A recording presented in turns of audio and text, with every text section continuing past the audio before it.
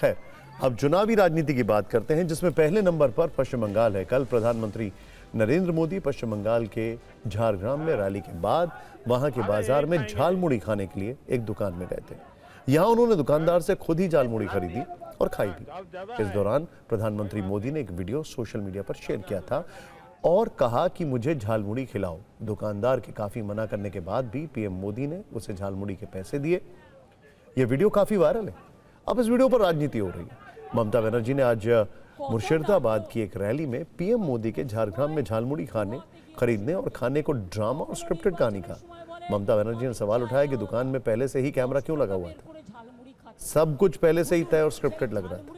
उन्होंने ये भी कहा कि एसपीजी की मदद से दुकान में माइक्रोफोन लगवाया गया और पीएम के पास खुद के पैसे नहीं होते हैं।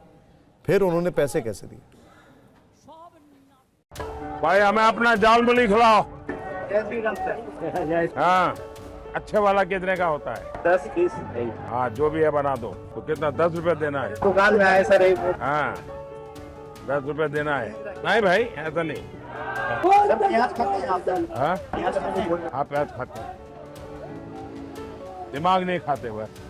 বাংলা ভাষায় কথা বললে মারে। কালকে মাইক পিট করে দোকানে ঝালমুড়ি এসপিজিকে দিয়ে তৈরি করিয়ে 10 টাকা কখনো পকেটে থাকে ওনার? কত নাটক! নির্বাচনের সময় গুহাতে গিয়ে বসে থাকেন, কখনো নির্বাচনের সময় বলে আমি চায়ওয়ালা, 10 টাকা বের করে ঝালমুড়ি খাচ্ছে। বুঝুন, সেই ঝালমুড়িটাও নিজেদেরই তৈরি করা।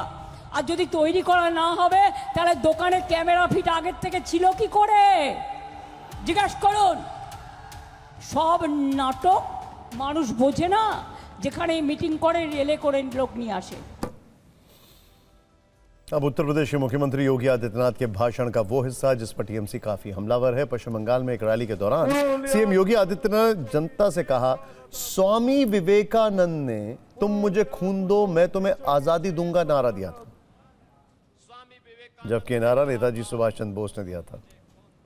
अब इस पर टीएमसी सांसद सागरिका घोष ने कहा है कि पश्चिम बंगाल को लेकर बीजेपी की अज्ञानता बार बार उजागर हो रही है। उन्होंने लिखा कि योगी आदित्यनाथ जी, ये नारा स्वामी विवेकानंद ने नहीं बल्कि सुभाष चंद्र बोस ने दिया था। बीजेपी वापस जाइए, बंगाल में कोशिश भी मत कीजिए।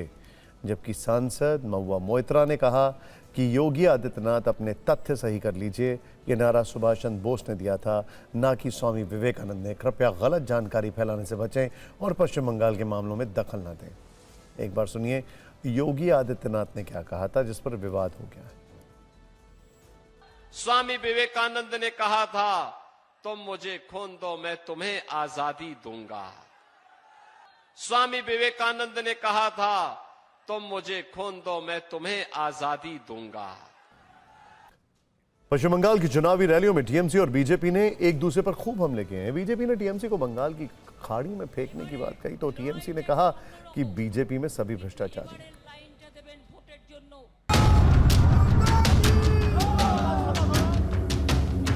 তৃণমূল কংগ্রেসের সব চোর আর বিজেপি সব সাধু।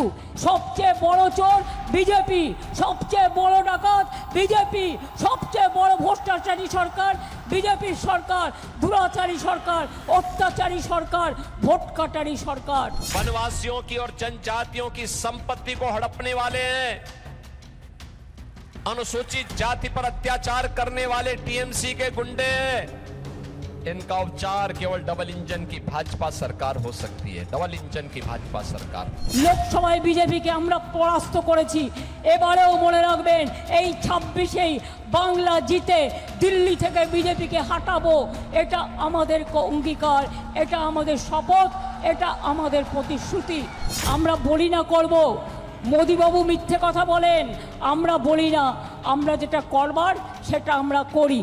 टीएमसी का मतलब यह होता है टोटल मिसरूल एंड करप्शन मेरे बहनों भाई। बी से होता है भरोसा, जे का मतलब होता है जनसेवा और पी का मतलब होता है प्रोग्रेस यानी प्रगति। आपको ही तय करना है कि आप क्या चाहते हैं, डर चाहते हैं या सुरक्षा चाहते हैं। ममता दीदी ने जो माँ, माटी और मानुष के नाम पर सरकार लाई थी, आज माँ, माटी और मानुष को सबसे अधिक किसी ने प्रताड़ित किया है, दुखी किया है, तो ममता दीदी की सरकार ने किया है मित्रों।